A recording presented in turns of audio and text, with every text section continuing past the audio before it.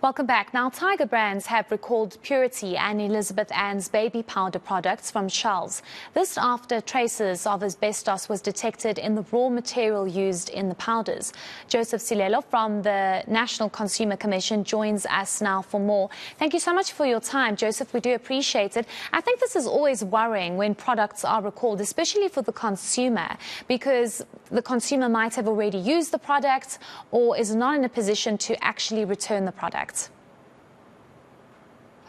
Good afternoon to you and good afternoon to the viewers. Yes, a recall presupposes that what the product that you still have in your possession, you discontinue its use and you take it back for a refund. It does not presuppose that you then will be able to return what you no longer have in your possession. But I want to speak about the risk of having to return something, because people might not firstly be in a position to actually get to the shop and return it, but also the issue around having to have something refunded. It's tough economic times at the moment. People might not be in a position, as I said, to get to the shop to get that refund, or they might have already used the product. So what happens then? Yes. Remember, we need proof that we actually have something in your possession. So the refund, you will get it once you return your bottle. And it shouldn't be impossible to return, because you're returning it to your nearest point of sale where you would have bought it in the first place. We must understand that these types of recall, it is not the National Consumer Commission that actually discovered the problem. It is the producer, the supplier, and in this case, it is Tiger Brands who, through their quality assurance processes, discovered the problem, and then they stopped the making available of that product to the consumers, and they say, what you have, bring it back, because of possible health risks that the product poses. In everything that we do, there will be mistakes that happen.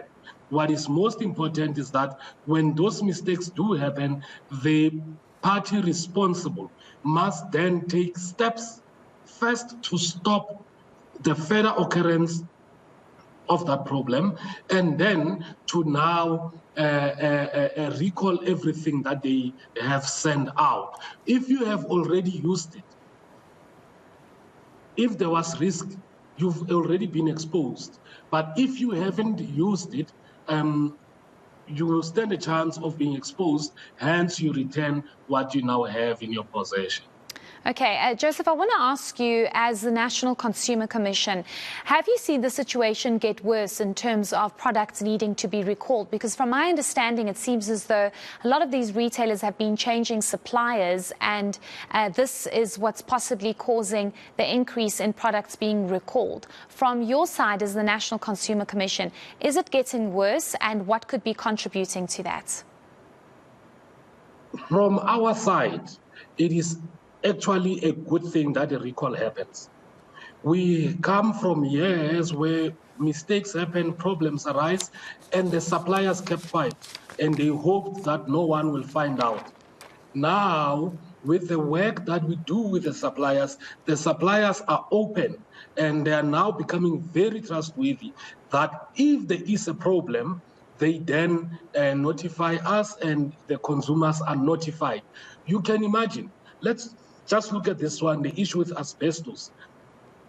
Had the supplier kept quiet and just continued to sell the product and make whatever profit they make, and the health effects will be felt some years later, and you can imagine how many people would be affected if they do not come forward and say, hang on, in our process, there has been an error, there has been a mistake, here is the potential harm, we now need to discontinue the usage of this product. So a recall must not be seen as a negative thing. It is negative for the supplier because it costs them quite a lot of money, but it is a good thing for us as consumers that something that is harmful, it is then removed from circulation so that we are not exposed to that harm. So a recall indeed is a positive thing. Okay, just lastly, Joseph, I want to ask you what the rights of consumers are in this situation. Somebody who's watching that doesn't really know what to do, that might have already used the product or is not in a position to get to the actual retailer to return the product for a refund. What are their rights and what can they do? And is there some kind of protection from the National Consumer Commission? Yes, let's start with the inability to return. I do not believe that that inability will be permanent. It might be temporary. What is happening is that there is no time limit within which you can return that product. However, it cannot be open forever.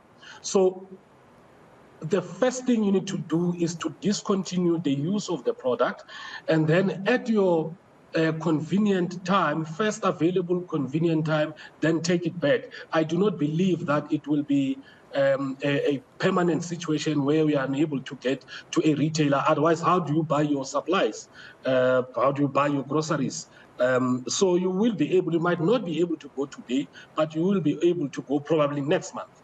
Now, the Consumer Commission protects the rights of consumers where, for example, a supplier has noticed the problem but fails to then notify us. When we receive complaints or we determine that there is a problem and we investigate and we find that there is a problem, we will definitely prosecute such a supplier. And if consumers suffer harm, injury, or worst case scenario, death, we will then seek to hold the supplier responsible for the harm that was caused by their product. However, the consumers will then need to prove that whatever harm they have suffered is directly linked to the use of the product. Okay, great. Thank you so much for that insight. We do appreciate it. That was Joseph Selolo from the National Consumer Commission.